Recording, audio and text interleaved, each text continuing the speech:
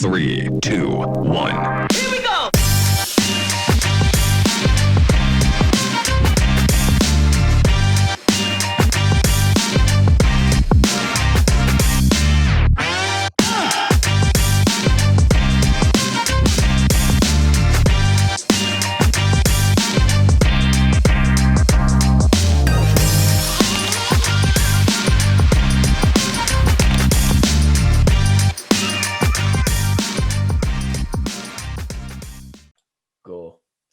Hello, hi Lee. How are you doing, mate?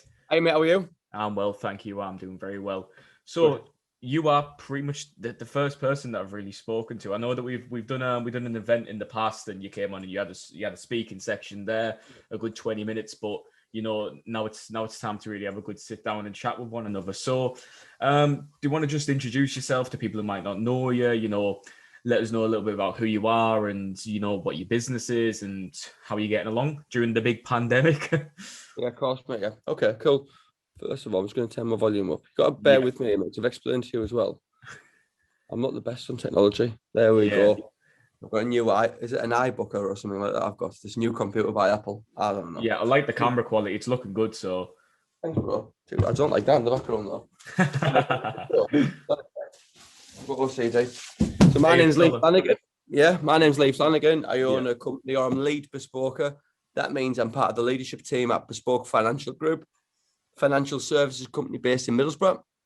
I'm in the office now on a Sunday morning, and we specialise in life insurance, critical illness, income protection, and we also do mortgages. The company's run on 5 core values that are very, very important to us. I'm extremely blessed and grateful to work with amazing people and have so much support of the town, our family and friends. And yeah, that's who I am, mate. Yeah, that's brilliant. Yeah, I see every single day. You must be up at 5, 6 a.m. every morning, and you're just up working hard. You've got little video clips that you're putting out, motivational messages. You're really promoting your team. Honestly, leadership is at that gold standard that I'm really liking that. I'm really like seeing that presence. So you said that you're living by 5 main core values or principles at Bespoke Finance. Could you go through them a little bit? What sort of values are you holding at the moment? Well, I get up at 4, by the way, not 5. So the 5 core values, 5 core values. The reason I get up at 5 is one of my competitors, a lovely gentleman, a very professional, intelligent man called Matthew Coulson from London. He's got a fabulous mortgage firm in London. Yeah. Someone said to me, "Gets up at 5 every morning." I thought, "Fuck that! I'll get up at 4." Right. So always have to. You need that little bit of competitive edge in you all the time. Yeah. But we'll touch on that a bit more. Because I've just done a video actually about competitive and the person you need to try and beat yourself. Yeah. When you've got the courage and the courage and the bravery to go and do that, that's when magic happens. So our 5 core values at Bespoke are something that we put out to our team last year. And we said, look, what are our values? What do we live by? Because I read a book by Bob Iger, Ride of a Lifetime, the Disney CEO. He's widely recognised as the man who breathed life back into the mouse. Through a series of decisions he made, the Steve Jobs and Pixar affiliation, he bought up Pixar, he bought Star Wars, he bought Marvel, and he's just a phenomenal businessman. But when you actually read the book, he ran it on core values, brand values, he calls it. For example, every single person who works at Disney Park, whether you serve hot dogs, you pick up litter, or you're on the board, you're called a cast member because they're all part of producing a show, a film, a magic moment, right?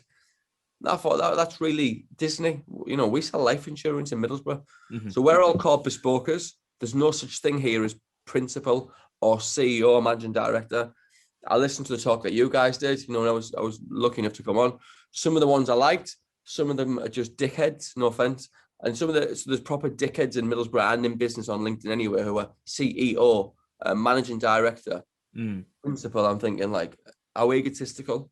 Get a grip. Do you know what I mean? My mum's a cleaner at the hospital. Yeah. My mum is too. Oh, she probably knows my mum. Yeah, she will do. That's great for you. My mum's mental. She's a good laugh, Margaret. Very proud of her. That's where I got my work from, which I'm grateful for. So we put it out to our team. We said, look, we're all going to be bespoke. There's no fancy names no more, no managing director and all that dribble, right? We all play a part. And then we said, how do we want to run the company? So Bob Iger at Disney, he runs a company. Every single time there's a decision to make, they go back to the brand values. We call it core values, just England and America's terminology or lingo, all right? So we put it out to the team, and what we come back with, we pick them together as a team, collective energy, and we come back with kindness, we come back with enthusiasm, we come back with hard work, we come back with respect, and we come back with keeping the faith. So I'll run through 5 very quickly. Keeping the faith, it doesn't have to be in God. I believe in God. I'm a man of faith. Some people believe in the universe. Some people have got a different religion, but they'll still serve a God, right? Some people, it's just faith in yourself, faith in the system, faith in the process, faith in the people around you, whatever it may be. You always have to have a bit of faith. Faith's God's way of staying anonymous. Second one would be hard work. You've got to work harder than the people at the top just to try and catch them. Yeah. You've got to, right? Yeah. Second one's kindness. We put kindness in there and people start saying, kindness? What? You're not at school. We genuinely believe that kindness is a superpower, and we genuinely believe that you've got a boomerang you put out, you and your children, you and your family are going to get back. So put out as much as you can. Enthusiasm. If you're in sales, it's the most important characteristic for a salesperson to have is enthusiasm. Always. There'll be people in your role now, and there'll be teachers and lecturers at the college and students as well, right? The ones who show enthusiasm and all that to do, the homework, going to the bathroom, running back, handing an essay in, the ones who do it with enthusiasm will be the ones who prosper. Yeah. It's an energy. It's intent. The power of intent. And respect. Well, treat people how you want your family to be treated. Yeah. Yeah, so definitely. That's our business. And I certainly think, I think it was Albert Einstein who had a quote. He said that he will speak to the janitor the same way that he will speak to the CEO. And it's about having everybody on the same level. And, it's kind of the authoritarian fallacy. You assume that because somebody's in the CEO position or somebody's in the cleaner position, that they should be treated differently. And that's not a good way to approach life. And you're certainly right that everybody should be treated equally, of course, but equally in terms of weight and value, even if they might have different levels of power in an industry or might have different levels of wealth. Everybody should just be spoken to differently and weighed up on their own individual characteristics. And that's so in your company, is everybody under the same sort of, I understand people have different responsibilities and roles, but is everybody under pretty much the same title and same position? You're all just on the same level? Yeah. Okay, so previously what we were saying about Albert Einstein's comments, it comes up with a lot of them, right? My favourite Einstein comment was, imagination's a sneak preview of life's coming attractions. That's cool. There's so many attached to him, whether he said them or not, I guess only he would know. Yeah. We'll find out when we go up there, right, to the pearly gate. But coming back to the other one, success leaves clues. I genuinely believe that, but so do manners, and so does failure. Manners means see someone say hello to a cleaning person or somebody that gets served a coffee of, right? And then watch them say hello to somebody who's quite important, who's got a lot of followers on social media. And the difference will tell you everything you need to know about that person. Because they're not saying hello to a person, they're saying hello to a title. Like it's going off it. Okay. So they're not saying hello to a person, they're saying hello to a title. Yeah. There's not an ounce of altruism attached to that. Every single person at Bespoke's called a Bespoker. You've got the support team, you've got the mortgage team, you've got the life insurance team, you've got the leadership team, but we're all Bespokers. Those in the leadership team would be called sales, sales leader. I'm lead Bespoker, that's my title. So we're just people. We've all got a different role to play here. Yeah. More from within. That's really important to me, because I used to hate going for jobs or being somewhere and I'd have someone sit in a role and never done that job before. So apart from mortgages, because I don't have the qualification, I'll never ask any single person here to do something that I've never done before. Yeah. How else could I lead them otherwise? With a level of expertise and experience, I would question that judgment and that leadership. So, yeah. Yeah, and I can certainly imagine that. I mean, the common structure of a company does typically have, you have the boss at the top, and then you'll have middle management, and then you'll have some of the entry level positions or the new trainee staff. And there are definitely perks to doing it like that, but it does set up a hierarchy, and it sets up a chain of command where, if that is it's a status signal at the end of the day. I'm at the top, therefore you need to respect me.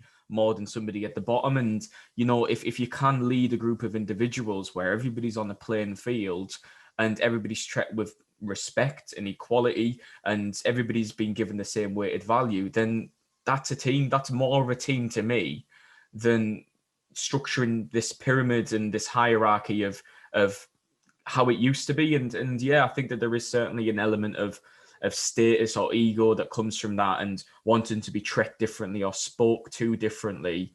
And yeah, it's good to see that there's companies out there such as your own that are thriving and succeeding by, you know, using this method, or having this plain and simple equality mind frame to push everybody together as a team, as one driving force. And that's really respectable and commendable. And it's certainly something that I think that people should start adapting more, especially in today's society where you can learn anything and people can be trained anything. You can learn a lot online. You can learn a lot from other people. It's not as if the CEO anymore is somebody who in the 80s or 90s worked really hard. And well, obviously they do work really hard, but somebody who had all the books and had all the education and had all the knowledge and then passed that down to people underneath them. Everybody can learn now. Everybody can just learn together in one equal team. So yeah, I really like that driving force behind how you're running your current company. So you say it's, yeah, go on, Lee. Well, it's a good point you make. Some skills don't get taught though, so leadership's not something that gets taught at school or at university or college, not that I'm aware of anyway. Humility isn't something that gets taught. Kindness is something that doesn't get taught. Our 5 core values, not one of them gets taught at college or a school. Sales doesn't get taught at a school or a college or institution. I found that mesmerizing. Like, I'm not pissing on any else at the college or the university or any educational, you know, institution as such, but I find it baffling that sales isn't in there, because to sell is human.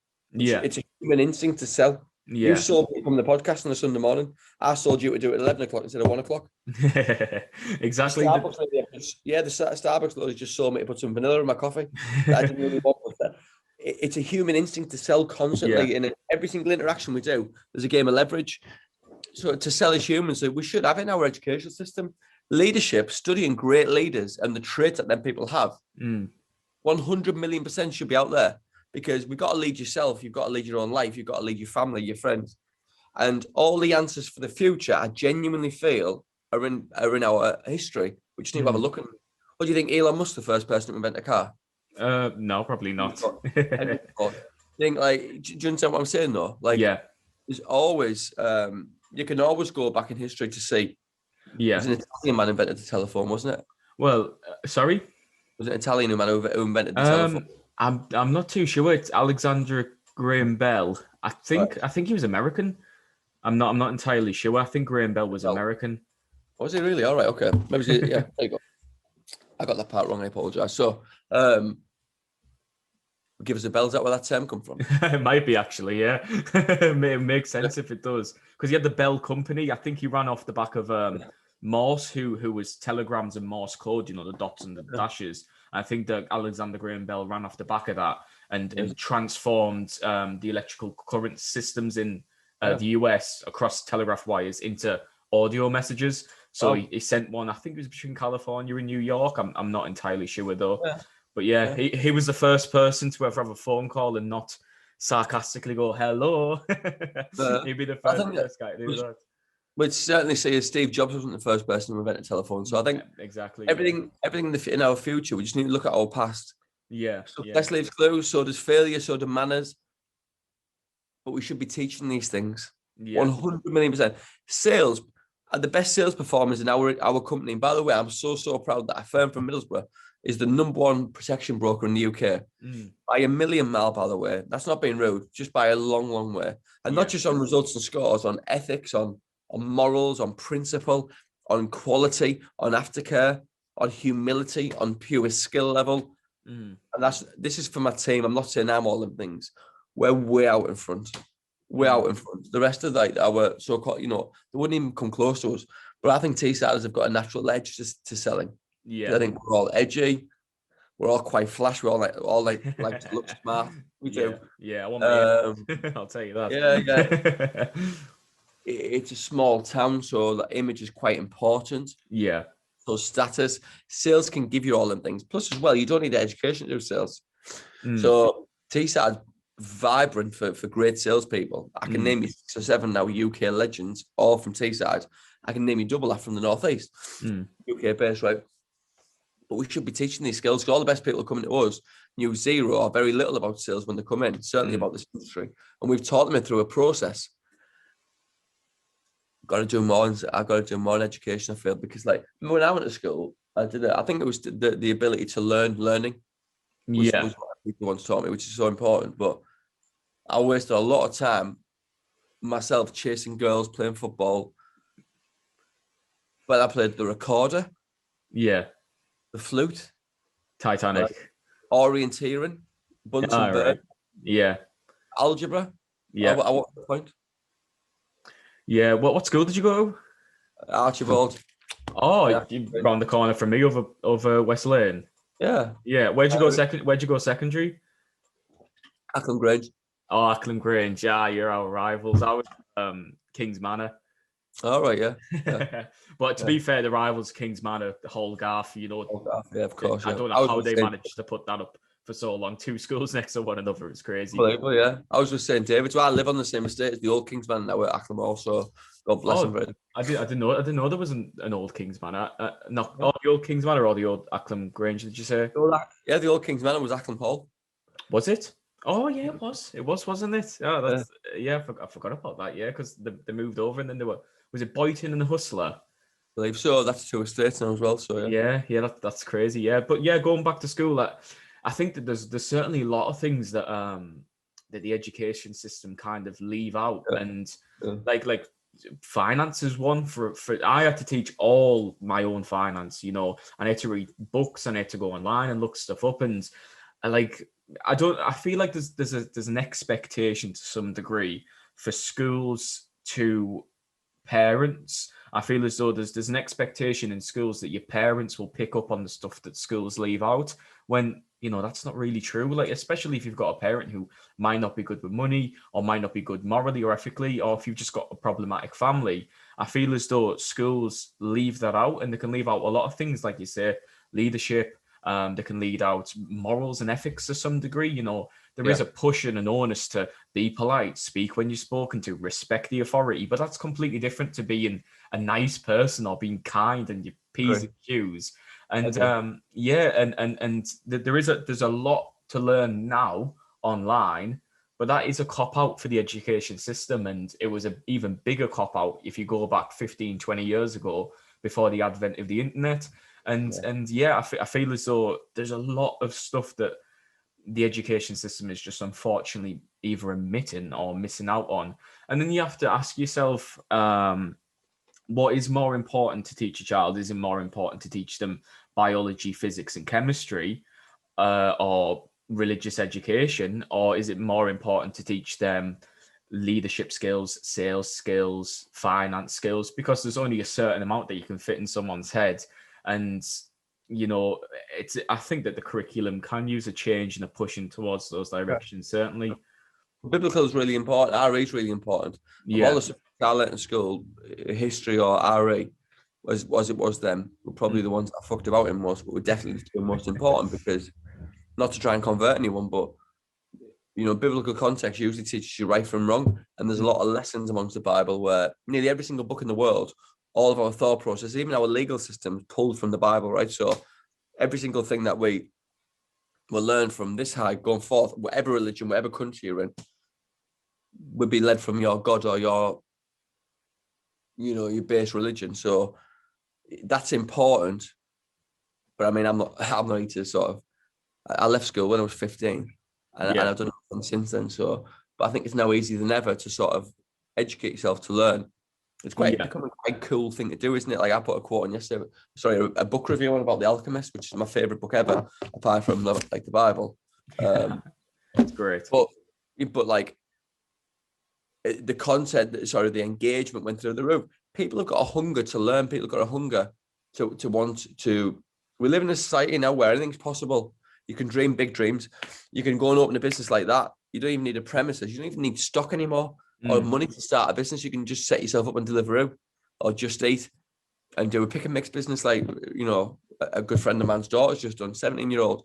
You can start cooking from your house and start doing deliveries from Just Eat there. You can start an internet business. You can start doing blogging, film reviews. There's a million things now. So we live in a time where you can dream big dreams, and you don't have to be a prisoner of your past or your lack of perceived lack of education previously. Yeah. Something that has to hold you back. You know, you can be the master of your own destiny and sort of captain your own ship now. Yeah. And there's so much education at the tip of your fingers now through a book, internet library, and mentoring. So, you know, so I'm there. So it's a great time to sort of for a young, ambitious, entrepreneurial type. I just wish we weren't in lockdown. That's the biggest stopgate at the moment, unfortunately, is what's going on with the globe, the entire world. But yeah, you're certainly right there. I think that anybody with a dream, anybody with an idea, anybody with a slight inclination as to what they'd like to go on to do, can delve into it to the deepest parts of it. Can really, you know, like if you were interested in finance and it was 1982, you want to go and read Adam Smith, you have to go to a library and hope that there's an Adam Smith book in there, and then read it. And then if you want to read about anything, physics, you want to go and read Einstein, you'd have to go to a library, you'd have to search it out. But now I can just, you know, type in on Google Albert Einstein, Adam Smith, read through Keynesian economics. I can go through the entire bank and wealth of history of all of these different subjects just at my fingertips. And when it comes to building anything, if you're building, as you say, a pick and mix little business on the side as a 17-year-old, if you're wanting to go and do something big with your life, you can start from home, and you can start from scratch, and you can start with very cheap pieces of equipment. Like, I don't take anything away from people who obviously have less than us. But even families now who might be poor can still get access to some extent to education that people in the 50s and 60s or through to the 90s might not have been able to. And having that wealth and abundance at our fingertips is incredibly powerful. And I think that it's led a lot of us into great places. So for you, where was your so you say that you came out of school when you were 15. Yeah. Now I'm going to hazard a guess. I don't know, but were you religious when you left school? Were you religious in school and out of school, or is that something that's developed in you over time? So I was going to touch on your last point and lead into the next question. Yeah, Is that all right? Of course. Yeah, that's fine. Yeah. So I come from fuck all. Like, I grew up around crime, around drink, drugs. Yeah. I've had my own issues with crime, drink, drugs, which means that we usually follow the path that we've seen.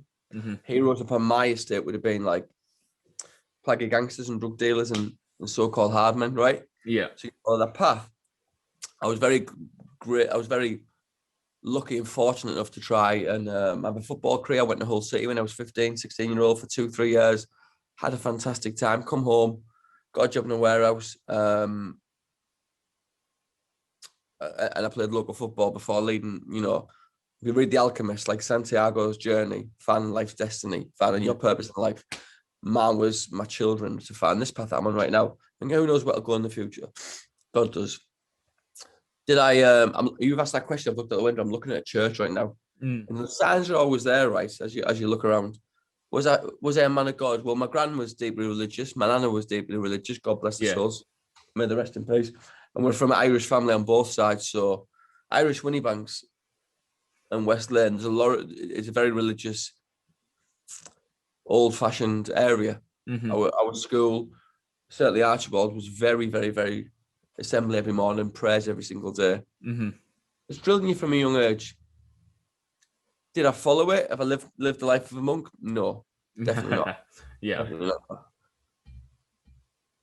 But in some dark moments, I've dropped to my knees and asked for support, help, guidance, and he's never failed me. And the more I become open-minded, first of all, my journey back to God started with reading The Secret by Rhonda Byrne. That's about the universe and law of attraction. But whose laws are they? Who put them laws in place? It's actually not the law of attraction. That's not the law. The primary law is vibration, law of vibration that God put out for us. So my journey to God was one of reading The Secret, and then putting the pieces together about my behaviour and the good things in my life, the bad things in my life, and understand that it was all down to Jesus. And Yeah. so I go to church every day. Not the pastor from Norma.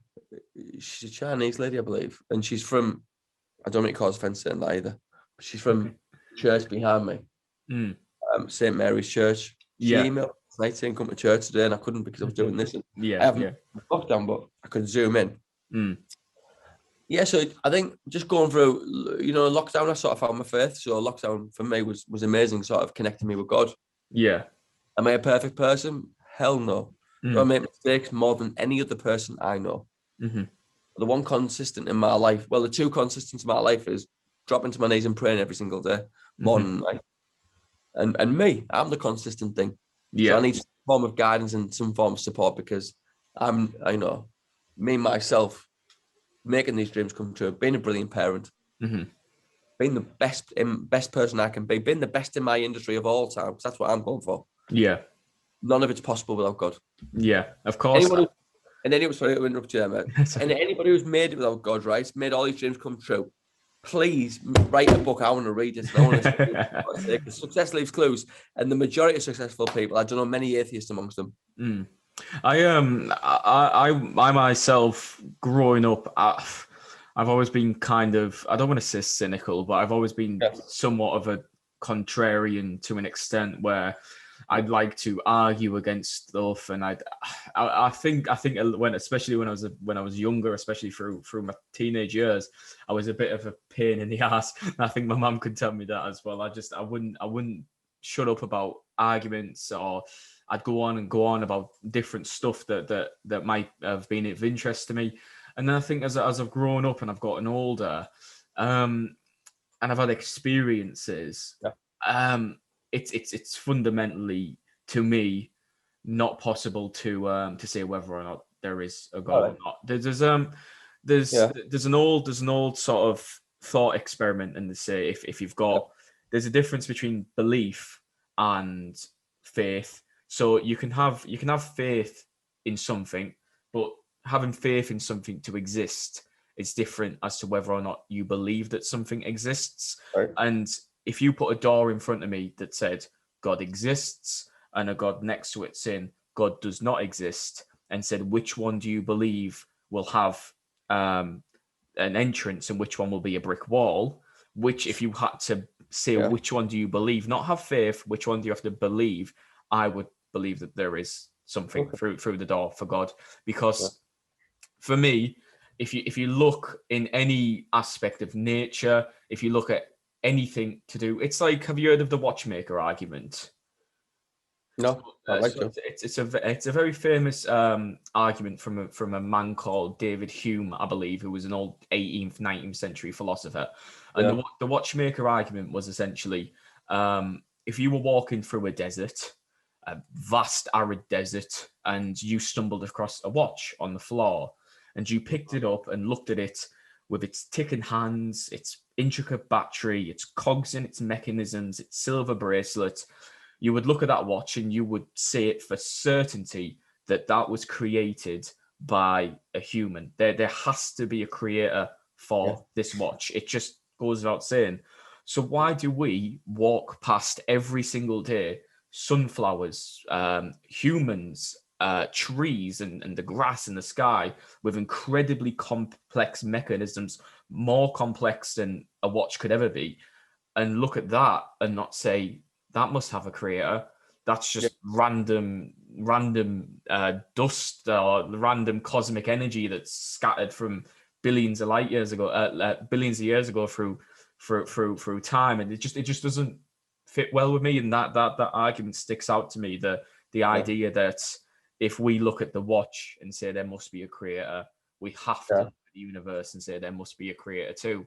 Yeah, so key words on there ones for me, mate, was really interesting points and very open for you to say where you said words like argue, debate, believe. 2 seconds. Yeah, no problem, yeah. Remember, in a debate like this, it's not a debate, it's just so you get to a certain point and people go to me, oh, you can't believe that. He's not this wouldn't happen if that was the case. But you get to a certain point in life and you go, like law of attraction, law of vibration, visualization, manifesting things in reality. People go, yeah, that doesn't work. And I used to go, yeah, it does. Watch, you can think. And I'd try it. Okay. And now I just go, no problem at all. That's fine. Because what do you see there?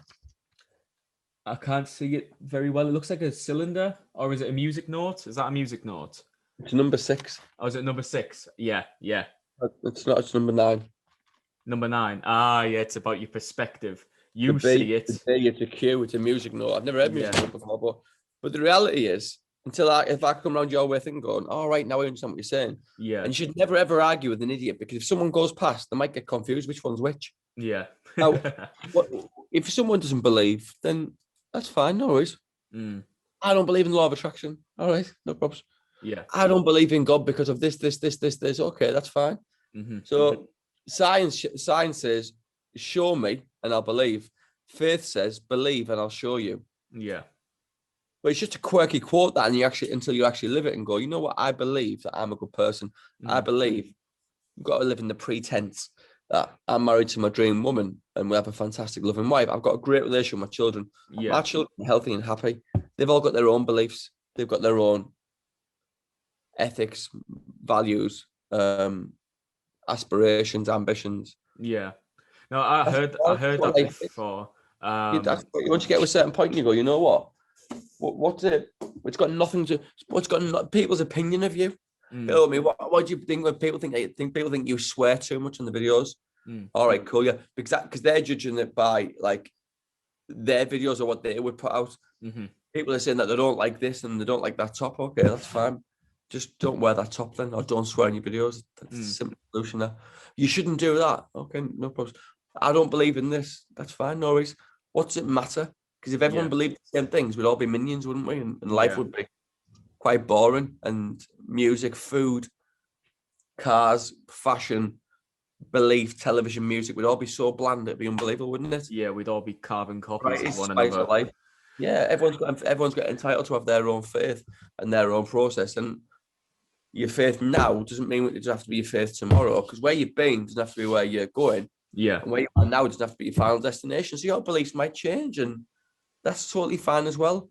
The reality is, it's a free country. Let people believe what they want to believe and be whoever they want to be. I think that's one of the biggest problems with today's society is I think if you go back, again, I'm doing a lot of comparisons to the past, but I do think if you went back a few decades, I think that people were a lot more accepting and tolerant of other people's views. Like you could live next door to somebody who voted differently to you, but you could still be friends with them. You could still agree to disagree, as you might say. You could still shake the hand on the morning, or would say hello to them on the morning, or shake the hand in an office space, and their belief system might be completely counterintuitive to what you believe, but you're not going to be on Facebook commenting big massive paragraphs arguing you have to believe what I do, you have to believe, like there's a certain degree of intolerance that comes with this acceptation of tolerance, which I think is very paradoxical in nature. It doesn't fit well with me. And what's the ultimate extreme? It's totalitarianism. And what's totalitarianism? It's totality, where everything is the same carbon copy of one another, same belief system. Everybody works from the same block, and then you end up with North Korea, you end up with the Nazi regime, you end up with stuff that isn't free, stuff that isn't liberal.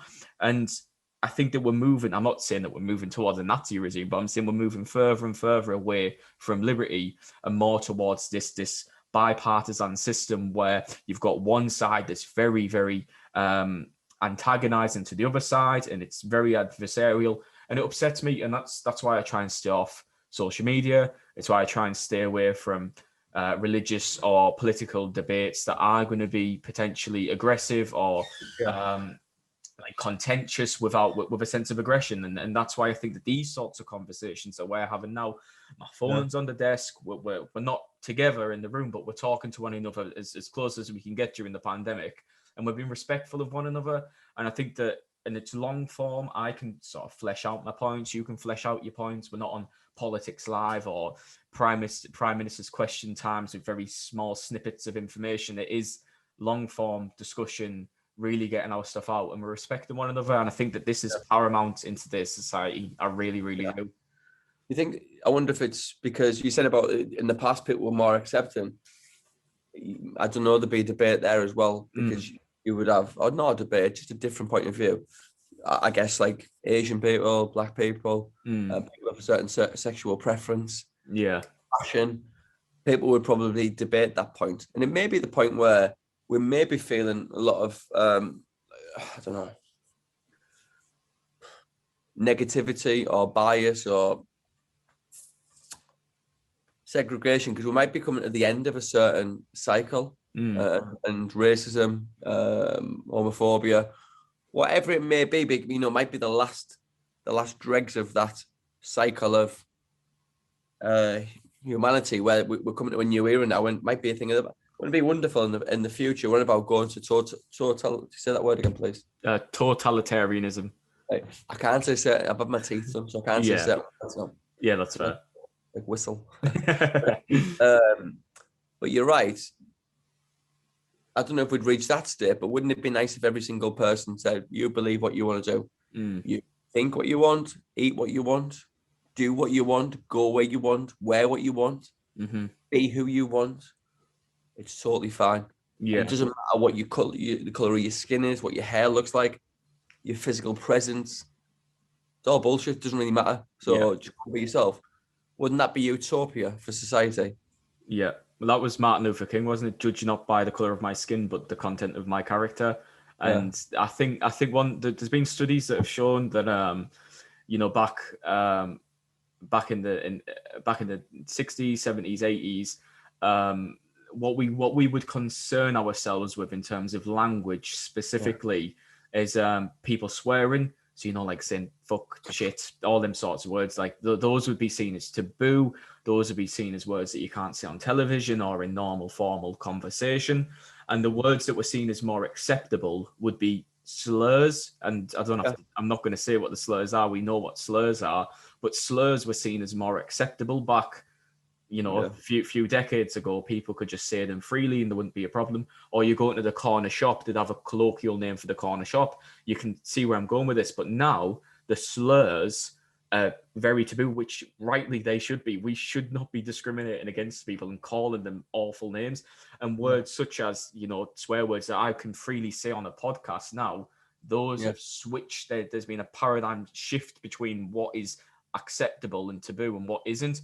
And that is representative of a society that's becoming more and more open and more equal, and is really looking at people of different ethnicities, different colours and races as being part of our clan and part of our culture and part of our town, part of everything. And it makes me happy. It's nice because I've seen so many of my friends and I've known so many people who've struggled with racism or have struggled with discrimination because of some sort of characteristic, and we still have leaps and bounds to go. Really, don't get me wrong. I think that a lot of the racism has got a lot more private and secretive, which is a lot more harder to fish out.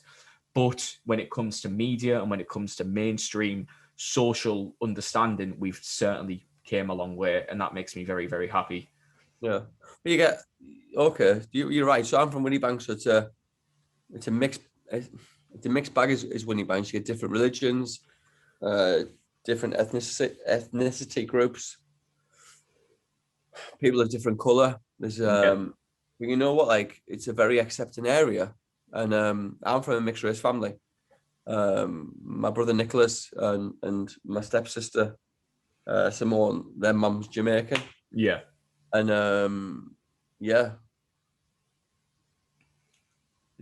who gives a fuck? Whatever. Yeah, exactly. I completely agree. When he Jamaican, okay, like he's just Nicholas. Yeah. He likes Call of War and all these soppy computer games. My brother. It doesn't. Who cares? Yeah. My little boy, Kit's 2-year-old. He doesn't look at him in a different way. But listen, you're just a dickhead if you think them type of things. And type of I agree. It's an education issue. And I think it's really sad. I think a lot of it's parenting to some extent. Like, I think quite a lot of people, I've seen it where like they've had racist parents who will happily and freely say stereotypes and happily and freely say, stuff that's blatantly wrong and not to be said. And a lot of that can pass down. But there is quite there's a distinct nature to that. You could have a father who was an alcoholic, And then you could have their son either look at their alcoholic father and think, I do not want to be like that at all. Like, I've seen how much it ruined my dad's life. I want to stay away from that. Or you can have the son who looks at their dad and goes, oh, my dad's really cool. My dad likes to drink. Oh, is that a Foster's? That looks quite cool. I want to try one of them. Oh, my head feels funny. And then they go down that path too. And I think sorry? So I've been down that road, right? So there's an addiction. So there's a conversation there for that being a hereditary gene issue. So what they might say is they look at the alcohol and say, not say, look how it ruined his life. They would say, look how that ruined my fucking life. Look what I missed out on because of you. Because we're all self-preservation is a real thing, right? So we'd always, how you know that's true is look at a school picture and the first person you look at yourself constantly. Yeah. Every time you look at a picture of a night out, the first person you look at yourself. Yeah. It's a human instinct. There's nothing wrong with it, by the way. Mm-hmm. It is. For example, a buffet. You don't go for a buffet, grab food, and then feed someone else. You feed yourself straight away. Yeah. It's a basic human survival, self-preservation instinct to sort of think me. So when a child would look at an alcoholic parent or a drug addict or any of the actions, the sins of our father, you'd always look at it and go, how that affected me? Then you'd say my brother's, and then you'd probably say him last. But you know what? It would be a gene. So the people who stay away from it because of that, even one drop of alcohol, that fear is probably keeping them safe. But that's quite primal. So the fear of alcohol is keeping them safe because they will know instinctually that one drop of alcohol is going to lead to drugs, abuse. It doesn't end good. Listen, trust me, for being a drug addict, I know that one line, that one drink, it doesn't end good. Yeah. It's not a pleasant ending for anybody. Anybody. I've had whirlwind along the way. The pain I've caused to the people from drug use. Yeah. You know, like 10 years ago, you'd never got me on a Zoom on a Sunday morning. I'd still be sat in a kitchen somewhere talking to people. Promise you, talking to people who I didn't even know. Yeah. Probably £300 or £400 in debt at this point. Teeth chattering. Looking horrendous. Yeah. Like talking shit. Not cool. Not cool. Can't sleep. Nose is running. I know them. Yeah. You'd be looking at running, pouring with blood. Yeah. How I'm still alive, how I've not overdosed. Yeah. How I've still got family and friends who care for me and spend time with. It's a miracle. Yeah. It's really scary. A million times over. So the reason it's hereditary. It's debatable. The gene there, say. So they're probably thinking, I don't want to be like you. I don't want to. You did this to me, so I don't want to do that to me again, or I don't want to do it to other people. But if they do follow it, again, look at your history to see your future. Yeah, yeah. I think one thing for me, it's in lockdown. Lockdown's been quite scary because I've got some friends who I'm not naming names at all, but I do have some friends who I know who have gone into some darker places over lockdown, and I know some of them have raked up a lot of debt and have really got themselves into a deep hole. And I've told them, and I've said to them, I've looked at them and I've said, you need to stop this. And it's just, I think that lockdown spawned a lot of that. Apparently, all of the drinking that's per week that an individual would do in a restaurant or bar has just been pulled into the home, but it's been pulled into the home and became more intense. So anything that you might have had a few cocktails, which might have cost you 24 quid out in Turtle Bay, but now you can go and buy a few bottles of something and drink them at home.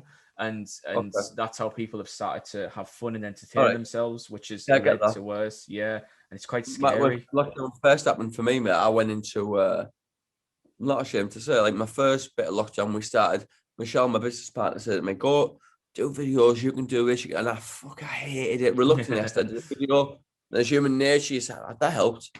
That was good. And it felt good just to help and be kind and to put, we all want to be heard, right? So we all want to, and it was getting kind messages. It's part of my role to be face of this brand and this company, to sort of like be the person who says this and do that. Yeah. But it was on the insistence, the agreement me and Michelle had, that I would always just be myself. And I was working more than ever. We sort of brought the UK and our industry together by putting weekly Feel Good Fridays on, etc. But a lot of highs attached there. Sales is very extremist, high, low, high, low. It's a replicant of life.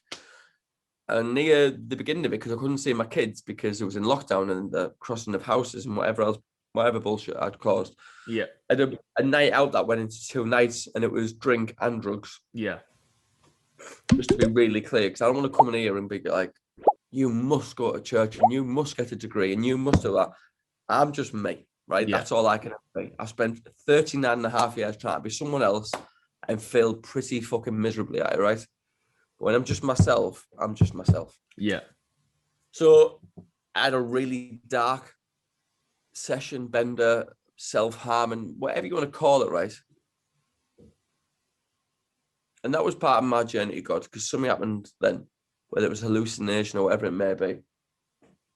But yeah, lockdown has unraveled a lot of people's mental health. Lockdown has, there's nowhere to go, there's nowhere to hide. Community connection has been taken away a little bit.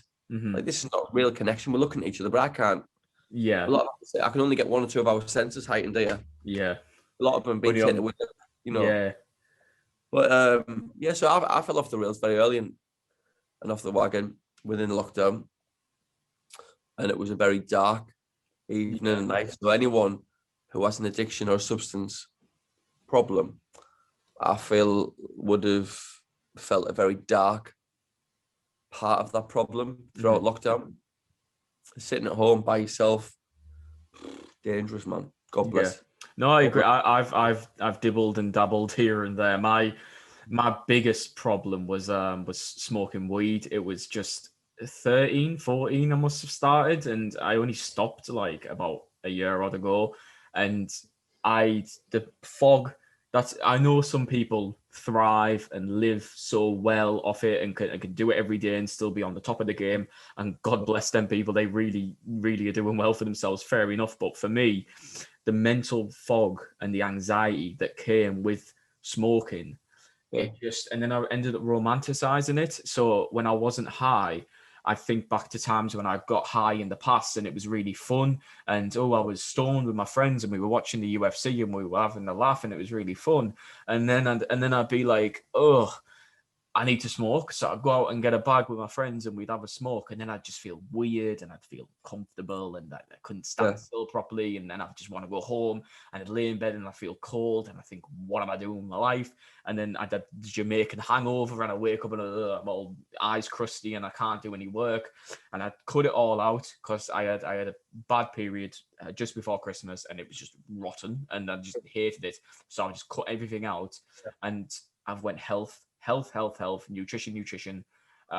It's very hard to work out and keep fitness going. That's one thing that I'm finding difficult because I'm lazy by nature, and going out and running and jogging just isn't in my book. Because I've been doing couch to 5K, but yeah, it's been that shift from going from being somebody who's smoking weed all the time and dibble and dabble, and as I've said in the past, and now giving that all up and trying to not even have a coffee before midday to keep my head straight. So it certainly is a note as well as anybody that's had. And I think one thing that's great about you, Lee, is that the fact that you are in that position now where you are running and leading a company to a very high standard, and you can sit there and you can say, I've done drugs in the past, but look at me now. I'm fit, I'm healthy, I'm taking care of myself and my team, and I'm still able to run this. Because there's a lot of people out there who might be in the deepest, darkest recesses of addiction at the moment, and they might think, I'm never getting out. I've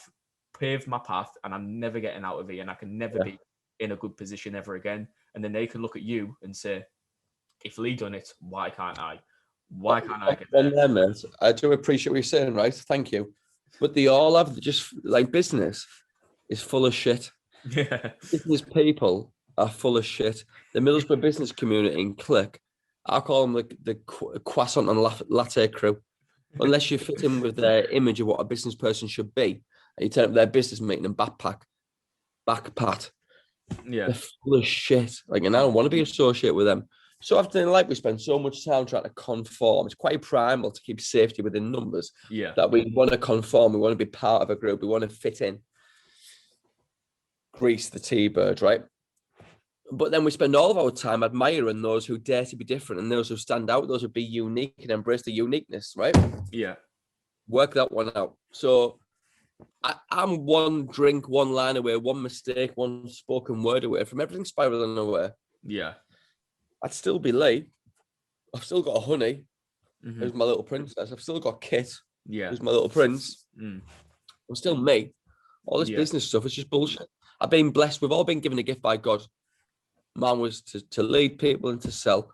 And I'm fucking brilliant at it. And that's not disrespectful because I work Sunday hours and I do 80, 90, 100 hours a week. And nobody can outwork me. Maybe that's my gift. I don't know. Yeah. So, but I know the humility within me means that by the grace of God, this is still here. And I could be gone like that. Every single person who'll come on the podcast or this or go and do a talk, they've all got, the big bad wolf, the three little pigs had the big bad wolf. We've all got a big bad wolf: weed, coke, MCAT, crack cocaine, women, sexuality, getting out of bed, procrastination, self-doubt, your family, your back. Everyone's got a big bad wolf. Just some people dare talk about it, some don't. Yeah, certainly. Some people dare talk about it, some don't. I just know for myself coming in, I had, maybe my big bad wolf was coming in, being from Winniebanks, was like rich kids, posh kids. I always used to think like, fuck them. I've been given everything on a plate. But that ism, that by the way, it's wrong because everyone's got their own challenges. Everyone's got their own big bad wolf. That drove me on to be a better version of me and to outwork all them lot, just normal people. But it drove me on to work. I used to call them little rich kids, daddy's boys. I think, fuck him, I'll show him. I'll get clever than him. I'll read more books than him. But that was my driver. But how fucking sad that was my driver and not my children. Yeah. I mean, ego drove me more than what my children did. Yeah. That makes sense. Yeah, I understand. Yeah. I don't even know where I'm going with this part of the conversation. What I was saying is like, so I say these things, I'll be honest about them, but I mean, like, it doesn't make me better than anybody. Yeah. And well, I'm one drink, one line, one bad mistake. Yeah. Away from going into a very dark rabbit hole again. And I know that. The thing that I fight with a little bit is the main question is there's two perspectives to look on this, as we were talking about earlier. Is it a 9, is it a 6? And the perspectives that you can take are either you can self-censor yourself and omit part of your life, especially the darker parts of your life, in order to portray this character that is unflawed and unfettered and without fallacy, but you can do that in an effort to try and be a role model, and you can do that in the effort to, if somebody looks at you who might be vulnerable or susceptible, they can look at you and see somebody who doesn't ever do drugs and has never touched a line of cocaine and has never smoked a joint, and they can look at that and go, right, he's rich and successful, he's got this and that, he's fit and healthy, and that's what I want to be, and this is how he's done it. And the only thing, and I think that's kind of wrong. I don't think that you should self-censor yourself to a certain extent, and I think, but then on the flip side, because I had a problem in the past, like I said, with weed, and one of the reasons why I would smoke weed is because I think Joe Rogan smokes weed, and he's rich and famous and successful, and he's jacked, and he's all these things. And I think, well, if he gets to smoke weed and he's fine by doing it, then surely I can smoke weed and be fine by doing it. And I wasn't putting 2 and 2 together and thinking, oh, it's not working for me like it works for him. And the one thing that I worry about is, you could say, oh, Maradona used to sniff coke. Well, I can sniff coke. He was a big famous football player. So if he can do it, I can do it. And I think that it's about making very clear to people that just because we might have done drugs, or just because we might have done bad things in the past, doesn't mean that that's going to help you get to the position that you're in right now, or it doesn't mean that it's going to be anything good and it won't come from a good place. And I think that that's why it's good to go on and say these lead to dark places, these lead to soul searching and opening up, and these can lead to self-harm and really dark, shadowy places, so that people know that there are pitfalls and that these are hiccups. But it's about getting over those, and it's about climbing that mountain, and it's about succeeding and thriving and being the phoenix from the ashes. And that's why I think that we do put this onus on ourselves as business people to not speak about these things and not open up about these things, in case we might send someone on a dark path or put them in a bad place or be a bad role model or lose an investor. But I think now it's a new age, it's a new business. Let's just be open and honest with one another. I get you. I mean, she says vulnerability, Brené Brown, like, listen to her. Vulnerability, my good friend Sarah, who actually I paid for counselling with to help me, we become friends thereafter. vulnerability is key here, right? Vulnerability is really cool trait to embrace, and there's real strength and courage within and amongst vulnerability. Why does it have to be a phoenix from the ashes? Even if it was a sparrow, it'd still fly away from the ashes, wouldn't it? Yeah. It could be a butterfly or a moth. Yeah. Or anything, it'd still fly away from the ashes. It doesn't really matter. It doesn't have to be a phoenix, does it? So sometimes just a case of saying, this is who I am. This is where I've been. That's what I've been through. And in life, we win or we learn. Yeah. That was a win. That was a learn. But it's all preparing me for life's coming attractions. Yeah. If you can stay strong to your values, then you're getting somewhere near in life, right? But I mean, business is, I mean, it depends what you judge on business, what you want from business. Do you want to make money? You want to make money, you want to go in the right industries, the ones that are cash rich, where the biggest opportunities, don't you? Do you want to create a legacy? Do you want to be the greatest in the industry that you're in? Would it be really, really interesting if people just embrace what they're actually good at? The gift. The Kipling, baked pies. Steve Harvey was a motivational guest speaker. Yeah. Colonel Sanders, fried chicken. We've all been given a gift. And when you embrace what you're good at and do what you're supposed to do and nourish it, let it flourish, you know, that's when magic happens. And all the other things in coming life, fulfillment, happiness, recognition, money, materials, they'll just come like that. Yeah. And I genuinely believe that we should all just embrace our gift and do what we're good at or what makes us happy, because it's usually the same thing. And then that's when magic happens. So like last night, called Brad Robinson. I don't know if you know Brad Robinson. He works at Tesco warehouse. He's a singer from Middlesbrough. I was introduced to him last week. Very rare to listen to music anymore, which I should do because it brings your vibration up. Yeah. Dramatically. Anyway, I listened to him. I thought, this kid's special. He is absolutely special. Brilliant. So, like, you know, I need to listen more of this kid here. He did a Facebook Live last night. I listened to him and he just listened to me, raw, genial, like talent. Not an ounce of confidence. He's not been taught at college, no disrespect. He hasn't been to university. Hasn't been the London School of Music. Been mentored by Elton John. We don't need to be, do you? There's not a book that says that's what you have to do to follow this path to get greatness. Yeah. You know, he's just been himself. And sometimes you can school or business or culture natural talent out of somebody, can't you? Freedom of expression, letting people be themselves is where, like in sales, is really important. We've got to have a process. You've got to have a path to run on. You've got to look at your history, see what works. But sometimes magic is just that, and you just got to let people be themselves. Yeah, it's about practice. It's all about you know, you can have the best education in the world, but if you don't practice on it, then you're never going to refine your talent. It's like the old Bob Dylan interviews. You'll see him and he's on a typewriter. He's constantly making music. And, you know, something falls from the sky. They say an idea is like a wet salmon. If you grasp it too hard, it will slip out your hands. You just have to be in that moment, in that zone, letting things come to you, letting things fall to you. And that creates... So for you, when it comes to creativity, or when it comes to... Have you ever faced... For you in the past, what was your eureka moment? What was your point where you were like, that's it. That's fucking good. That's a good idea, Lee. Like, where was that for you? Okay. Ideas have never been the problem with me. Yeah. I'm quite a creative. I think we are all are creators. Yeah. When you've got your vibration right, your frequency, you're in a good place, physically, mentally, spiritually, health-wise. We're all creators. Each moment's pregnant with the next. Thoughts become things and words are one. I genuinely believe that we all create as human beings, right? So ideas and creativity has never been the issue for me. It's catching them and putting them into process. Working with Michelle Carter's been well, I work with some amazing people, but the relationship with Michelle's a unique one because Michelle's been given that ineptability to sort of pick one of my mad ideas and put it into practice.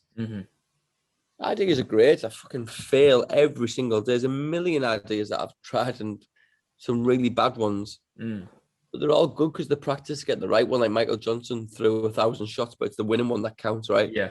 He missed 999 of them, and that one when it went in. Again, everything you're going through is life's way of preparing you for life's coming attraction and opportunities. And when preparation meets opportunity, that's when magic happens. So don't ever look at things as a failure.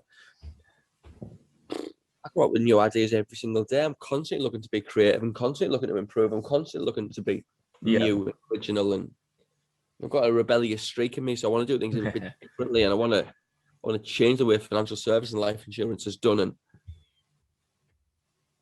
yeah, every day I come up with new stuff. Every day we try things out. Some work, some doesn't, but it's all brilliant. It's all good crack doing it. And it is that, isn't it? To refining, practicing. So people, sorry to come on you there, mate. So people look for like a eureka moment or an epiphany.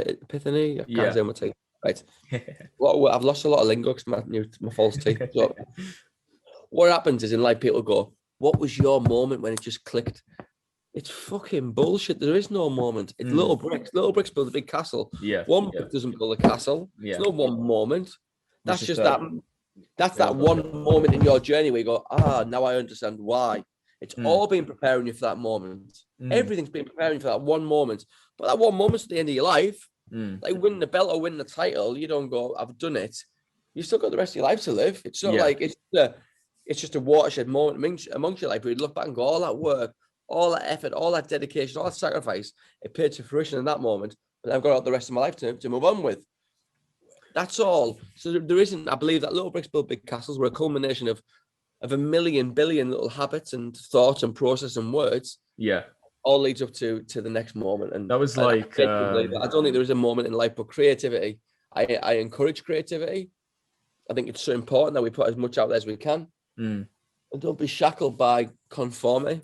I agree. Certainly, like you said, don't self-censor, be yourself completely through and through. It's kind of like Tyson Fury. He had he won. Was it the first heavyweight that he won against Klitschko? And he said that he just spiraled into depression because of that. And it just he didn't know where to go. He didn't know what to do. And I think that a lot of people, when they make wealth or money the top, the goal, the almighty, that's where you need to get to. A lot of people aim and keep going. And then when they get there, they realize that they're unfulfilled.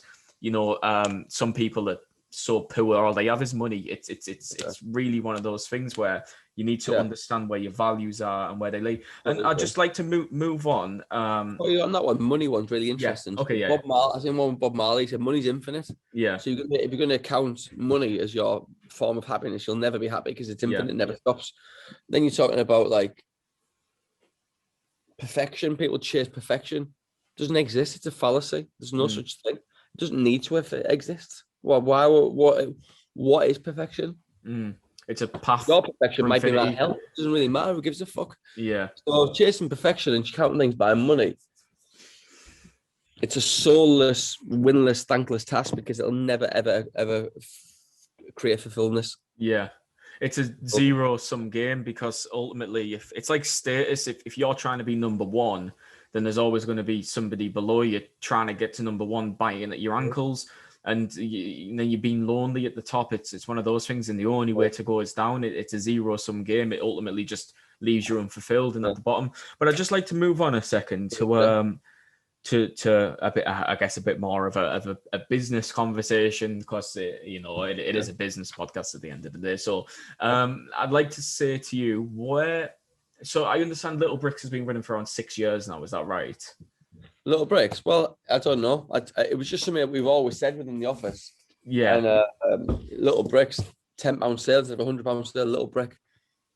Go to the gym in the morning. I started today, Little Brick. For someone who's trying to lose some weight tomorrow, getting up and go for a walk, that's a Little Brick. But someone getting up in the morning, dropping to the knees and praying, Little Brick. Someone writing down affirmations. Someone watching or reading an audio book about positivity or growth today instead of watching the Kardashians, Little Brick. It's a positive step in the right direction, a little tiny one. Did it come with Bespoke?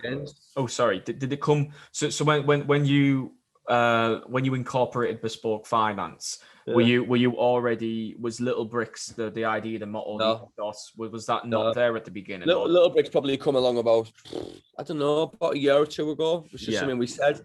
And I said it one day and someone got hold of it and someone said, I like that one. It just caught fire. I've got I'm honored and humbled by the amount of traction, and it seems to be something that people can grasp hold of, and it's synonymous with people because you can't control the big things. No one's got a magic wand to go 6-pack, £1 million, nice car, happy, girlfriend, whatever it may be in life.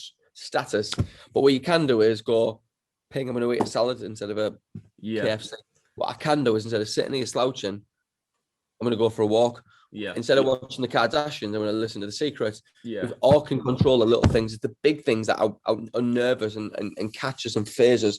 The little things we can get a grasp of. And when you get a grasp of them and you do them consistently with enthusiasm, the big things take care of themselves. Yeah. So I think people have caught hold of little bricks as a status, as a way of life, because it's something we can all feel a little bit of affinity with. Yeah, I really like it. I think that it does really tie into that minute incremental changes in your life that can be achieved in day to day.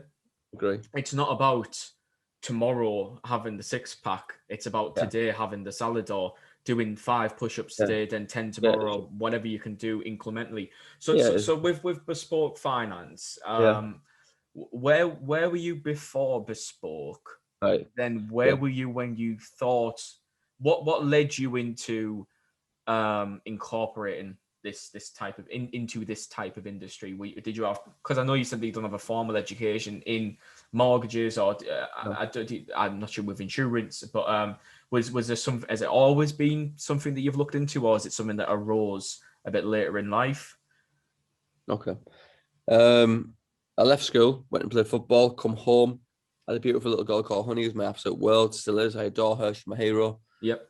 I got a job in Magnet Warehouse, packing kitchens, and I played local football. My addictions and my choices led me to lose my house. Honey's mum, Lindsay, a wonderful lady, left me, rightly so, because I was a dickhead. And my habits and my lifestyle spiraled out of control.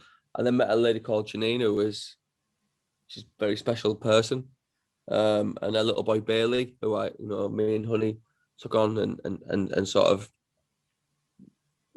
treat as our own brother, as my own son, and we had a fantastic life with each other. I end up just falling into the job selling life insurance. I went on the training course for life insurance with one shirt in my bag for a full week and 20 quid. I spent the 20 quid in the first night. I had no money for the 5-day course, and I used to wash my shirt in the bathtub with a bar of soap and water and go and do my training course and soak with my shirt. Desire. So I had to sort of come through that, but it was all preparing me for life's coming attractions. I sold insurance. I was very good at it. I got better at it through my work ethic, and as little bricks got better and better and better. I changed as a person. The better I got, the better people I attracted in my life, the better my environment become. Still made some very, very, very bad fuck ups that were very hurtful to a lot of people and myself and the people who I love and care for. Yeah. I've since had a little boy called Kit, who's my saviour. God bless him, along with our Honey, obviously, and Bill's when he was in my life too. But you know what? About 6 years ago, I said, why don't we do, I think Terry Blackburn, who has Bespoke UK, I said, let's do Bespoke Financial. So we started off with 3 people. I was a very different lead then to who I am now and what I am now. And we had 3 or 4 people. We've now got 60, 70 or 100 people in total in Teesside, including the support team and whatever else. And we've just grown and built the business from there. So it's basically selling life insurance, but now I lead people. I teach them how to sell life insurance, to give them the structure, the process, the brand, the support system, and the environment to grow and develop and do their own dreams. And that's what we do. And we've grown and built it, and we'll continue to grow and build it, and give people opportunity and a home to feed the family and make all the dreams come true. I think a lot of people, they want to do something. They are in a full-time job, or they're in a part-time job, or they're on the rock and roll. They're somewhere, and they want something to do. There's some talent in them, or there's some drive in them, and they either don't go and do it because they're too scared of rejection, or they're too scared of failure, or they just don't know what to do, or they do it and they just grasp it. There's people. What's the quote? A man has 2 lives, and the second one starts when he realizes he only has one. You don't want to live that life of quiet desperation. You want to be out there doing something, and it's tough. It is tough, especially when there's only a certain amount of hours in the day, and there's only a certain amount of things that you can do with your time. And I think that making that step and that leap, that placing that little brick, as you say, is who's saying that it's one of them ones. But do you want to take a break? How long have you got going now? What time are we on? It's 12:15 now. So, but I'm much completely longer free you and want? open to keep talking. Do you want to take a little rest break for I'll 5 run for a minutes? wee and we'll come back and we'll start again, right? Okay, no problem. Whoa. I'll put a pause down. Right, and he's back. Hiya, mate. Right. What have you just done? Tell everyone that you locked yourself out of the office. So we're in Gloucester House in Stockton, beautiful office. My landlord, Jeff, a lovely guy. My mate Chaz is down a few offices down. All the Sunday work is getting ready for the Monday. Sunday's the new Monday, right? I go to the toilet and I lock the door behind myself. So one less than I thought. So I think, we've talked about law of attraction, faith, substance abuse, core values, education. But one lesson I would really like to get out there today is don't lock yourself out of the office. So yeah, that's the biggest takeaway from this whole conversation is do not lock yourself out of any offices. Don't lock yourself out. What we'll do, Lee, is because there's a wealth of information that can come from you and there's a lot of stuff that we can talk about. I think that what we can do is we'll put a pin in this conversation for now, but we can certainly catch up at another time in the future. One thing that I'd like to discuss in the future with you is maybe just Teesside. We haven't really touched a lot on like Teesside as an area, as a whole, as a community, about the future and the past, and then maybe go more into maybe talking about business, talk a bit about marketing, and then maybe a bit about health and fitness. There's all sorts of strings that we can pull on. But yeah, love it. I can't wait. Let's book it in, mate. So Teesside, I cut me open and I bleed the transporter bridge. I am Middlesbrough, right? And I'm so fucking proud of it. Yeah, and I've got an advantage over all these people in London and Gloucester and Cambridge and all these posh areas that I don't even know, right? I've got such a strength and an advantage ahead of all of them because I'm from Middlesbrough. And as well, not only that, because I'm from Winniebanks, I've got a double advantage on them. How's that? Now, do you know what? I wanted to ask you, whereabouts in Winniebanks are you? Where are you from? So it's called West Lane itself. So it's Winniebanks West Lane side. So, it's West Lane's parallel to the motorway. It's called 112 West Lane. We grew up. My mum lived there no more. My stepdad died. God bless his soul, mate. He rest in peace. She moved to Hemlington to get away from, to start afresh, I guess. But I'm on. You could class it as West Lane. Do you know the backfield between Teesside Park and Winniebanks, Ashbrook Way? That's where I was born. So I was Ashbrook Way. I was in Winniebanks up until how old were we? Like 8 or 9. Then I moved to Linthorpe. So I'm still, it's across the cemetery, and then you're there. God's country, God's country. So I mean, that was the first one. The second one you said was about. Well, I was just going to say a bit about business and marketing, and then a bit about health and fitness. So I've learned a lot about marketing over the past year. You look at people like Gary V, Grant Cardone, Daniel Disney. We've all got a personal brand now. All of us. We're just in the infancy of a personal brand being a thing. So whether you like it or not, or you say, I don't really go on there much, I don't like to say much. I just keep myself to myself. I'm not on social media. You've got it. So you've got a brand, and whatever you're doing or not doing, that's what people think about you. Yeah. Guaranteed. So it's so important to your business and the people that you lead that your brand replicates or reflects who you are, what you are, and what you and your team, business, brand, whatever you want to call it, stand for. Yeah. All right. Cut through the bullshit. Stay away from. Be yourself. It is what it is. So too many times people will come on and for me, we always judge people, don't we? You can see he's this, he's that. So people will be judging whatever you're putting out. You're not going to be everyone's cup of tea, but that's fucking life, isn't it? We talk about right.